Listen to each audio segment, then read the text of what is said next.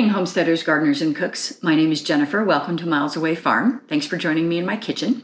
Today I am making beef barbacoa, and maybe you've heard of barbacoa from going to a chipotle chain and getting a barbacoa, burrito or bowl or whatever. It is stewed beef with chilies, and it is absolutely delicious. The recipe I'm using today is kind of an amalgamation of one from Serious Eats that Kenji Lopez Alt put together, and then one from Hank Shaw. If you don't know Hank Shaw and you do any kind of hunting or fishing, go check him out. His website, I believe, is honestfood.net. It's Hunter Angler Gardener Cook. That's his website. He's amazing. Also one of the best Facebook groups on the planet in terms of recipes and food and wild game cooking. His recipes for wild game translate very well to domestic meats. And so I have a lot of his cookbooks, even though I don't personally hunt. And so I trust him in terms of his flavors and what he does. We're going to make this recipe in an Instant Pot rather than in a Dutch oven slow cooker. You could go either way, but there's no reason to not do this in an Instant Pot. And that's the whole point of having an Instant Pot, is to be able to pressure cook something and get it fall apart tender. So absolutely delicious. What I'm using is a big piece of chuck. This is a chuck roast. You could pretty much use whatever cut of beef you happen to have. Chuck roast is nice. It's from the shoulder part of the cow. It has a lot of marbling in it, so there's a good amount of fat, which is going to make it flavor-wise really, really good. But you could do this with stew meat. You could do this with the round if you wanted to. Kenji's recipe has a big involved process where he's sauteing oxtail, which is basically, bones, bony bits. He's basically making a beef stock, and then he's putting it all together with that beef stock. I have homemade beef stock, and so I'm just going to use some of my homemade beef stock and skip all of that fuss with all those small bones. And then the other really important part of this recipe is dried chilies. And so honestly, you could just use a really good quality chili powder and call it good. That would also work. Because I grow and dry chilies, I'm going to use my own. So I have some anchos. These are a little small compared to what you would typically buy in a grocery store if you were buying dried chilies. So I'm going to use a couple of them. I also have some New Mexico style dried chilies, again, a little bit smaller than what you'd find in the store. And then he calls for negra, chili negra, which is a dark chili, has a little bit of a bitter note to it. I don't happen to have those on hand. I'm going to use some ground guajillo. I happen to have a bunch of guajillo. Guajillo has no heat to it, really lovely flavor. And then I think in order to accommodate that bitter note, I'm going to put just a tiny bit of bittersweet chocolate in there. That's not uncommon for moles in Mexican cooking, and so I'm going to mirror that bittersweet with a little bit of chocolate. But this recipe can be what you want it to be. So obviously I'm mixing and matching and substituting, and I want to empower you to do that. Like, don't feel like if you don't have one chili that's called for in a recipe that you can't substitute a different one. Or it's like, if you think, oh, that sounds way too spicy, use chilies that are less spicy. Play around with stuff. That's what cooking is all about. That's how you learn, and it's still most likely going to be delicious. So let's get going. All right, so I'm going to clean these chilies. Kenji's recipe has you make a sauce out of this, very similar to the recipe that I have for chili adobada. So if you want to learn how to do that, you can refer to that video. I am not going to do that. This is going to be pressure cooked. These chilies are going to reconstitute quite well in the pressure cooker. I'm just going to grind them up into a powder and add everything to it. I'm not going to bother making a sauce first because I just am not in the mood to do that. And that's okay. So all I'm doing here is trying to get rid of the top and the worst of the seeds, and then breaking them up a little bit to throw into my spice grinder. I made this mistake the last time I did this where I'm not wearing gloves. You really should wear gloves when you're doing dried peppers. They seem very benign, and then you get your hands wet, and all of that capsaicin reconstitutes, and it will smoke you out pretty quickly. But my rubber gloves are upstairs, my disposable gloves, and so I'm just gonna try to keep my fingers on the outside rather than the inside of this chili, and use my knife to cut it up into pieces. Chilies generally are not super hot on the surface. All that heat is on the inside with the tissue and the veins. So I'm gonna do my best to not touch this too much and then wash my hands well before I go putting my hands on my face. The fastest way to learn that you actually put your hands on your face a lot more than you realize is to cut up chilies. They smell so good. And I'm using 2 of each. The recipe calls for 1 of each, simply because these are small. I dry every pepper I can get, and sometimes it's the end of the season or the soil wasn't quite as nutritious as it could have been. And so they are a little bit smaller than what you'll see in commercial growing operations. Poblanos can get quite large, as big as a bell pepper, but mine rarely get that big. Although I am trying some new strategies this year. I'm going to give them a good trellis. They tend to be 2-foot tall plants, so they're quite tall and they flop over. And then I'm also gonna put some shade cloth over them and see if that helps. I think maybe it's just been a little bit too hot.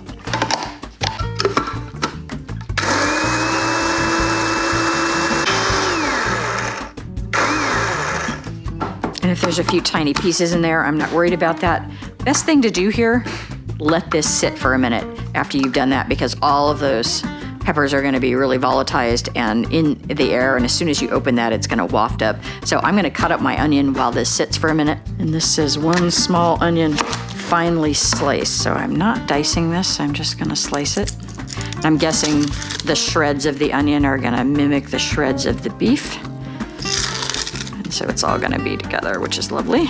This is some of the last of my yellow storage onions, and honestly they look great considering it's the first week in April. They have done well. I grow this variety specifically for its long storage.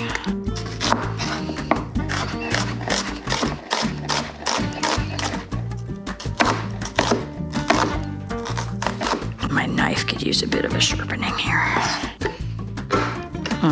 There's our beautiful, beautiful chili powder.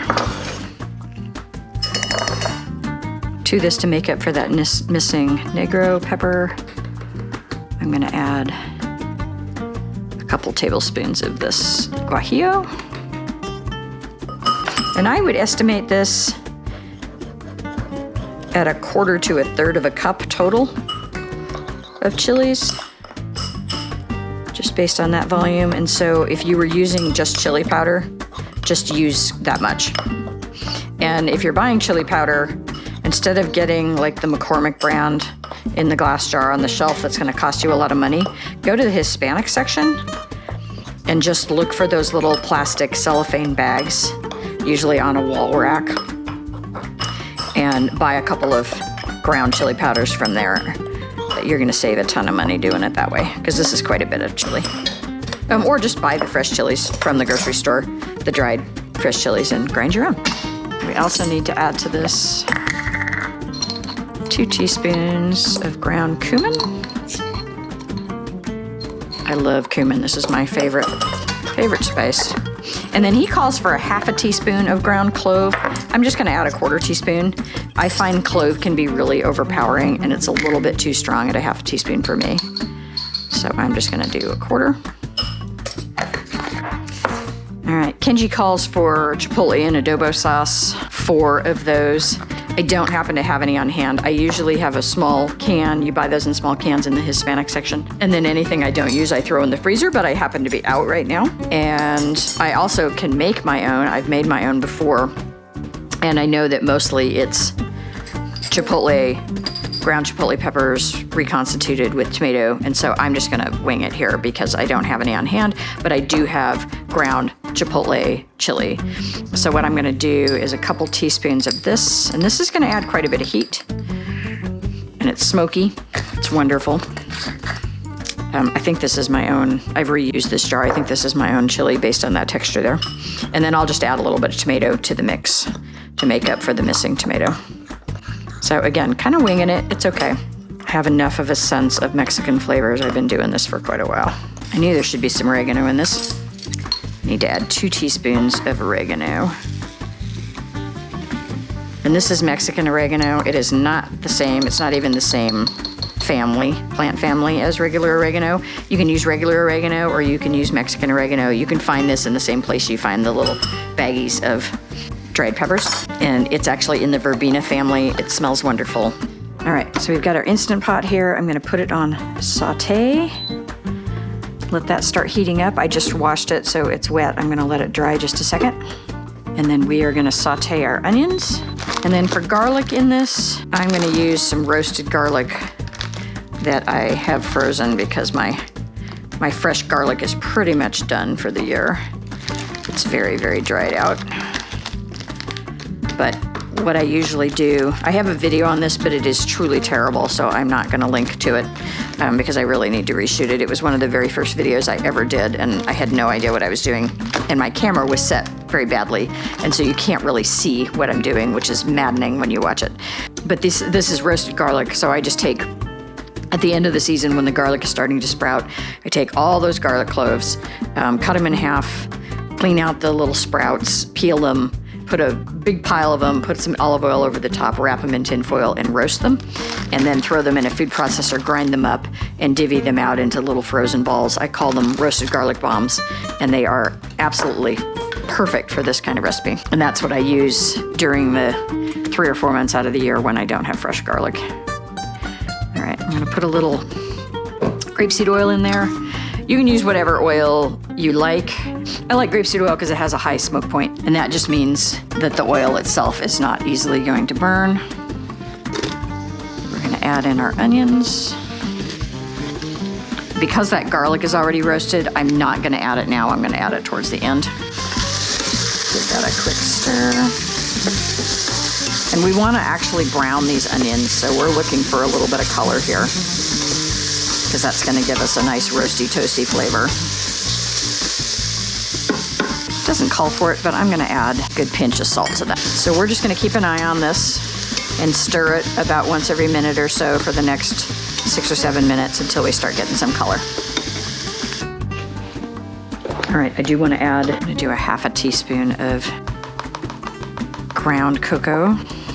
Add just a slight bittersweet note here. Totally unnecessary, but also super easy to do, and why not? All right, I'm gonna throw in, this recipe called for 6 cloves of garlic, which is a pretty good amount, so I'm gonna put in a couple of my garlic bombs here. We're almost done sauteing, so I'll let those melt so I can mix them in. The other thing I needed was a couple of bay leaves, and I happen to have a bay leaf tree, and so these are bay leaves from my tree, but obviously just a couple dried ones would be perfectly fine. This is about as good as this is gonna get. You can see why I didn't add that garlic earlier. See how it's stuck and browned? But that's just gonna give us flavor right now, so we're good. I'm gonna add in our beef broth and deglaze this pot. Thing to keep in mind if you're converting a recipe from a Dutch oven or, oven cooking to an Instant Pot is Instant Pots don't have any evaporation. Everything is sealed versus if you're cooking something for an hour or two slow roasting in an oven, you're gonna have quite a bit of evaporation over time and concentration of flavors. And so you don't wanna add the same amount of liquid if you're making something in an Instant Pot that you do if you're making something in an oven, because it's gonna taste dilute if you use the same amount of liquid because there's gonna be no evaporation. So this original recipe calls for a quart. I think I'm probably just gonna keep this, I'm probably gonna rinse this with some water, maybe another quarter cup, half cup. And so I'm probably gonna cut the amount of liquid in this by about half so that I'm not diluting all of those flavors. It seems to have come up pretty nicely. I don't feel any crusty bits down in there. I'm gonna add in all of our chilies and other spices and let that reconstitute a bit. You need a minimum of 1 cup of liquid in an Instant Pot in order for it to have enough liquid to come to pressure. But other than that, it's all just good stuff. All right, we're gonna let that come up to a boil. We also need a quarter cup of apple cider vinegar. And I'm gonna use my apple scrap vinegar just because I think it's a good way to use this up.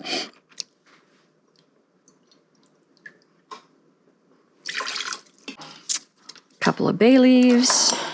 And then because we did not have the adobo sauce, I'm gonna add in about a tablespoon of my homemade tomato paste.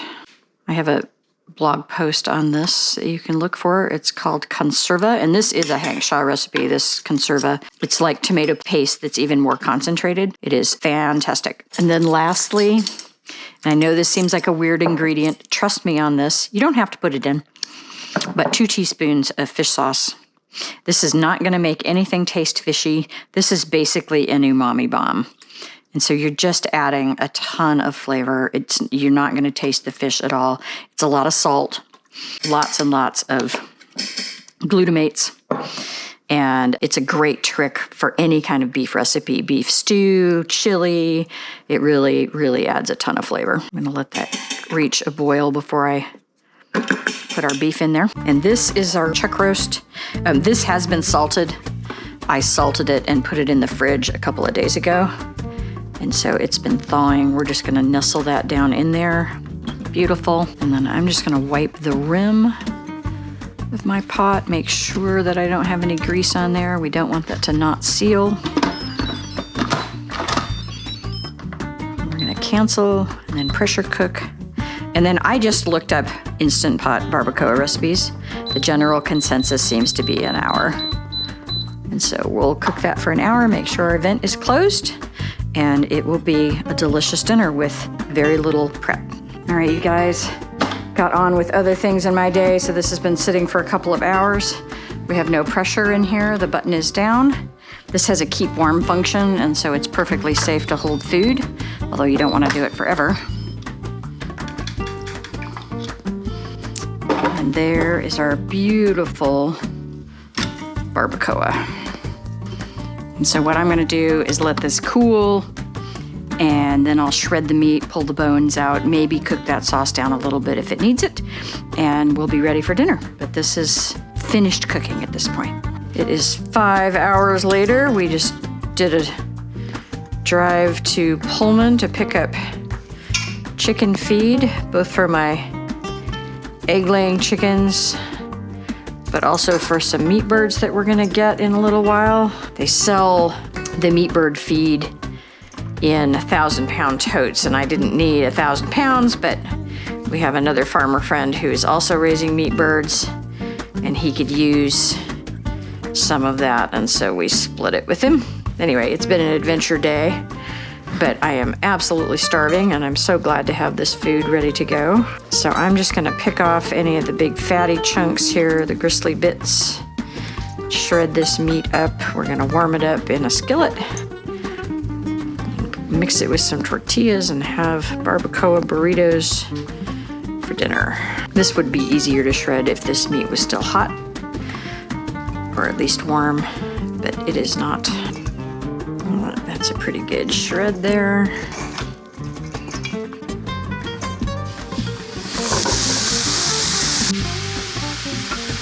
I'm gonna remove a little bit of this fat.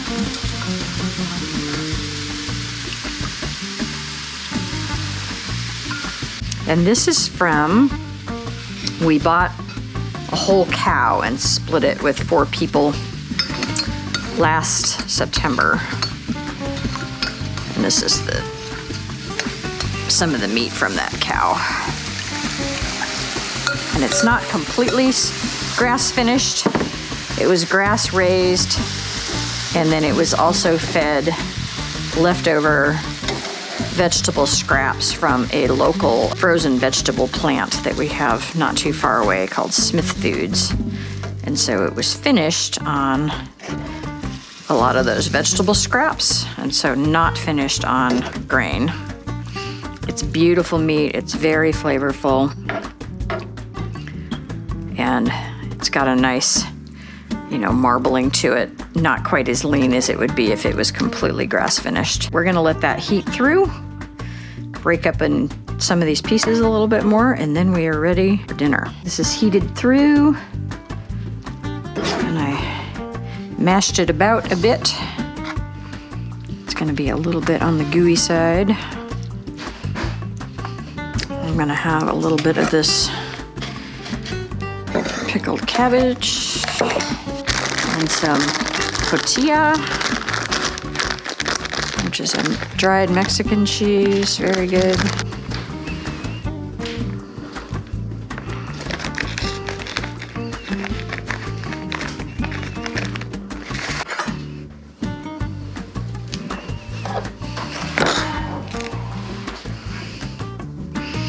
When you have a perfect avocado, you can do what I just did, which is peel it on the back.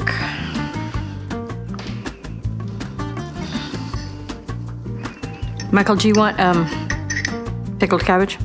Yes, please.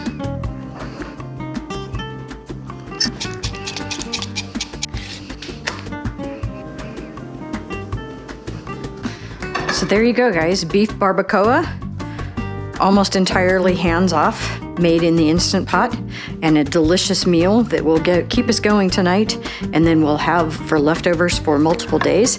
Great over a kind of taco salad as well. You don't have to do it as tacos or burritos. Absolutely wonderful.